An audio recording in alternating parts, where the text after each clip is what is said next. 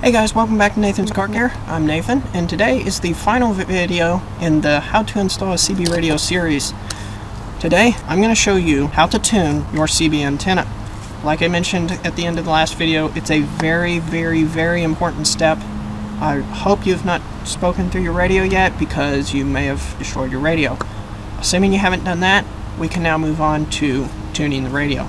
Alright, so the first place we're going to start is by removing the radio, because we have to take this jumper here, unplug the antenna from the radio, plug the jumper in, plug the jumper into the SWR meter. PDC7 is the one I'm going to be using. Also, we have to plug the antenna into the back of here.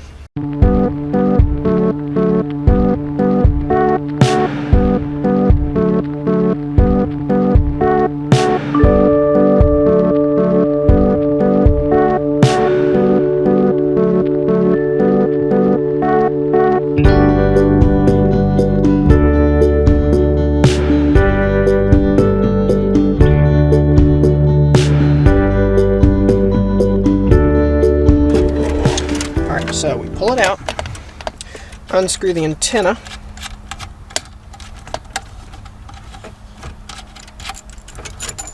so now we can take our jumper cable, plug it in, doesn't matter, either end, both the same.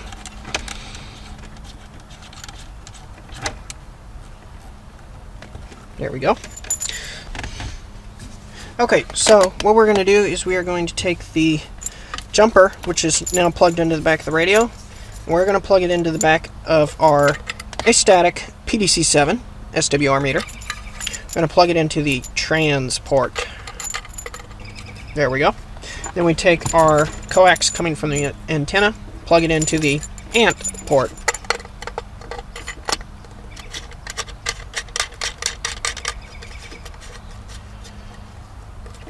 And there we go.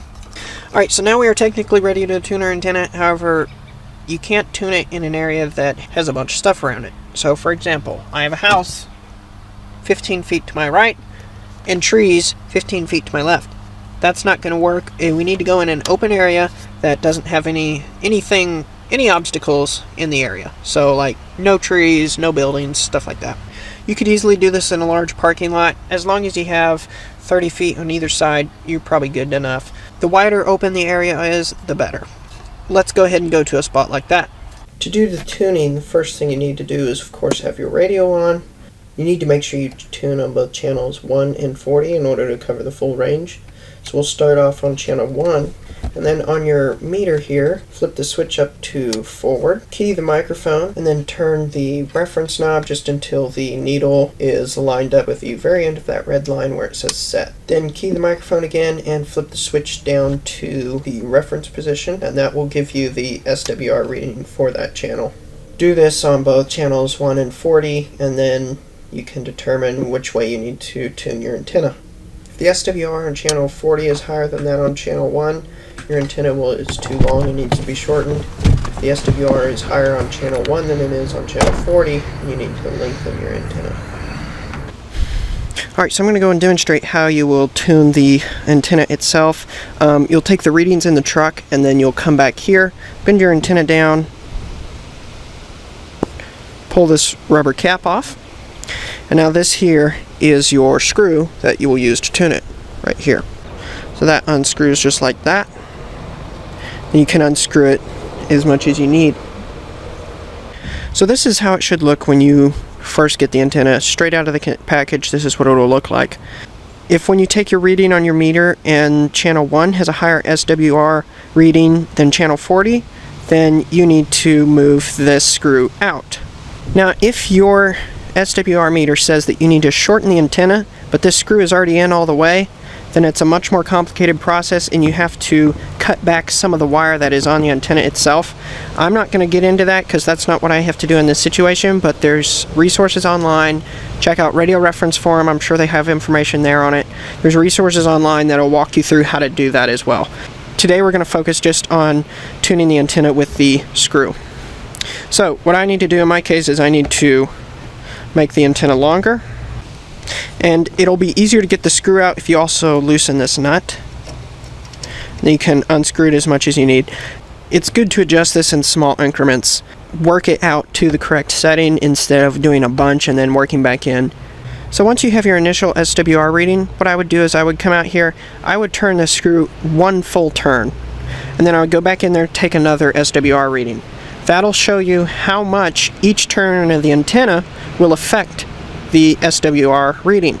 So then you can pretty much calculate how many turns you need to turn it, and you'll almost be able to get it spot on just by doing that, because you calculated how many turns you need to turn it based off the SWR change that occurred when you turned it one full turn. So for example, you take your initial SWR reading, and on channel 40 you are getting 2.6 on the SWR meter. What you can do is then come out here and turn this screw one full turn out, and then take another reading, and let's say for example you get a 1.6. Then you know that with each turn you're adjusting the SWR by 1. And then you can calculate exactly where you need, how many times you need to turn this in order to get it to where you want to put the SWR. And while you're adjusting it, before you go and take another reading, make sure you put the rubber cap back on the top. The idea is that you want everything to be as identical to normal operation as possible. So tighten that nut down, put the rubber cap back on, let it go all the way back up. Go back into your vehicle, make sure you have all windows shut, make sure everything is as close to normal operating conditions as possible, and then take another reading. Do that as many times as you need until you get your SWR down to where you want it to be on both channels 1 and 40, and then you are good to go. And your antenna is tuned, and now you can be released into the world of CB.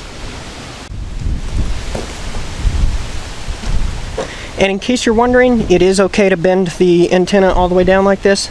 If you have the heavy duty spring on there, it won't damage the antenna at all. Everything's perfectly okay. As you can see, that antenna is really strong, no concern there.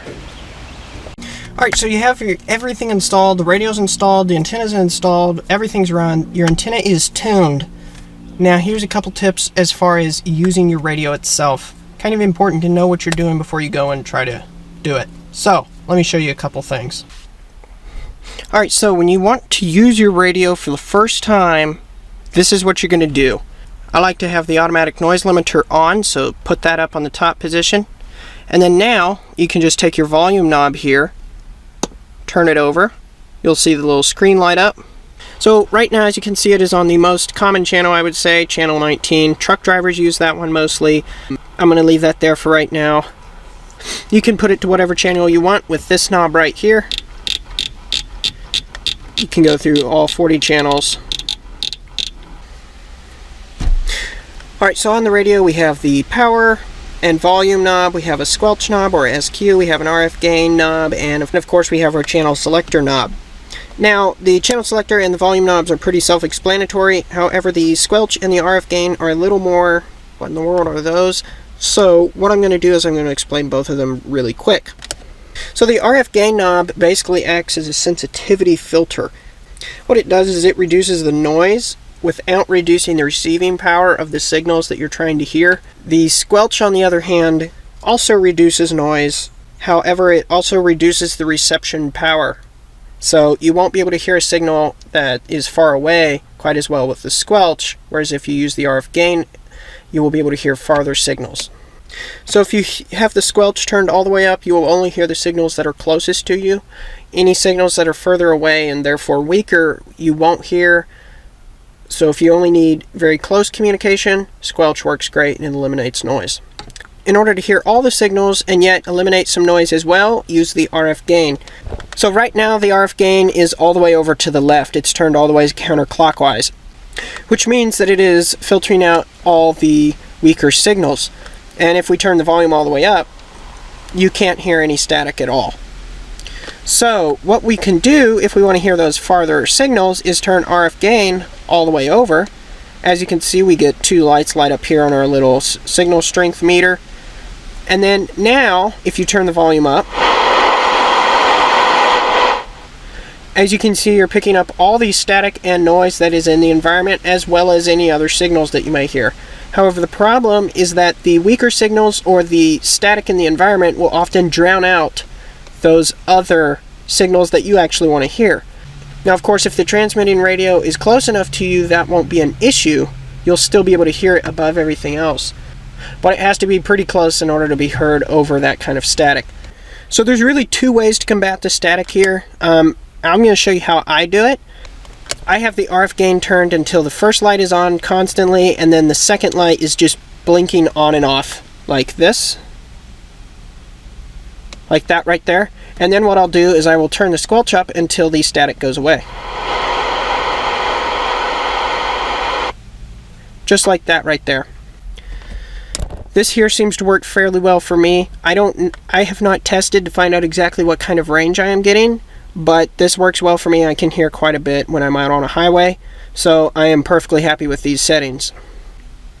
Now, of course, these settings may be slightly different on your radio. Each environment is very different. And of course, every once in a while you may have to adjust these while you're listening, but this is where I start out as a good starting point. So right now the automatic noise limiter is on. What I'm going to do is I'm going to turn the volume up so you can hear the static, and then I'm going to shut the automatic noise limiter off. You'll definitely notice a big difference.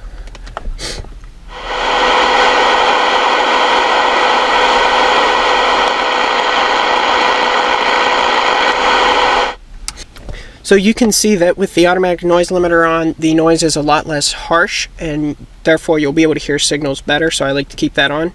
As far as the other features of the radio, if you connected a PA speaker up to the external speaker port on the back of the radio, then when you flip the PA switch, whenever you talk through the microphone, it'll go out the speaker instead of over the radio. And then this particular radio has a channel 9 switch that will automatically take you over to channel 9. Channel 9 is mostly used for emergency situations and emergency communication. Other than that, it's not used too much. However, the nice thing about this particular radio, when you switch back, it does remember the channel you're on. So if I'm on 22 and I switch over to channel 9, I can go back to 22 right there. So that's about what I have on this topic right now. We covered everything from picking out the radio, installing the antenna, tuning the antenna, even went over a little bit of how to use the radio itself. We covered pretty much everything. If there's anything that I didn't cover, make sure you leave it down in the comment section down below. If there's any tips or tricks that you have, leave them down in the comment section below as well. And don't forget to check out nathanscarcare.com, where I have all the different resources as well as all the products listed in my Amazon store there. Go check that out. Leave a like on the video, share the video with all your friends, make sure you're subscribed. And until next time, this is Nathan, signing off.